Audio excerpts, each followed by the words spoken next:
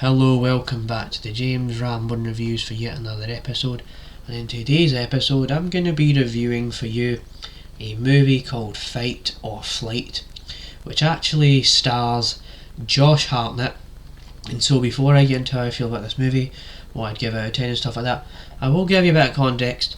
And so with this movie, Fight or Flight, going into it, having already seen, previous work from Josh Hartnett like Trap 2024, which I absolutely enjoyed, and one of my favourite movies of 2024, I was like, yeah, of course I'm going to watch this movie, Fight or Flight, and the fact that, when I watched the trailer, for example, right, I watched the trailer, I was like, oh, this looks like some absolute fun stuff here, this movie about this guy going onto a plane, it just goes and it turns into mayhem, and then it's an absolute blast.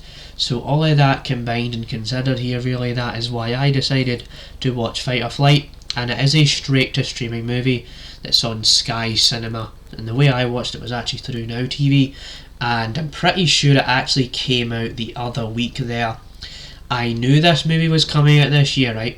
Seen the trailer, but I totally forgot that it actually dropped recently.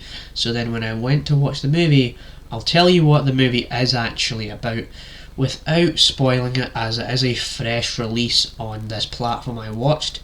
So what you kind of have here is this scenario where something goes absolutely horrible on this plane, and there's a lot of assassins, and they're trying to figure out who is really behind all of this mayhem and who is really behind what's going on here. And of course it takes some time to kind of get there, but there's definitely all of that, and it's probably the best way to describe this movie. It is a kind of way that I described it there. So how did I actually feel about, Fight or Flight? So with this movie going in, obviously I mentioned previously there that, I like Josh Hartnett, and I will be honest, right, Josh Hartnett is probably the best part of this movie, because he just really gives it his all. You can tell he's having a really good fun time here. But this movie is, A, very, very, very, very predictable. B, it is very slow at the first bit of this movie, as it is. It is an hour and a half, but there is this build up that takes so long. It's like just taking so long to get to where we actually want to get to. We want to get to the plane action and the chaos and the mayhem, but it takes a while before we even get there, and it spends this time on this storyline. You don't really care about the story, you're just there to turn your brain off and watch the action unfold. And so there's definitely like that. So out of 10, really, I'd probably give Fight or Flight like a solid, 5 out of 10, I would say here. It's a passable, enjoyable, fun ride. It made me laugh quite a lot.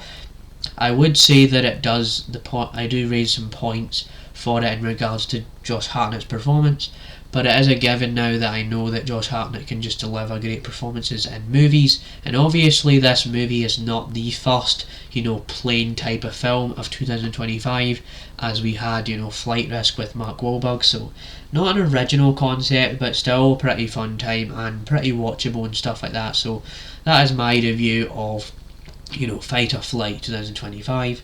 Hope you enjoyed this review, and stay tuned for more like it. So yeah, I'm gonna fly out of here. Bye.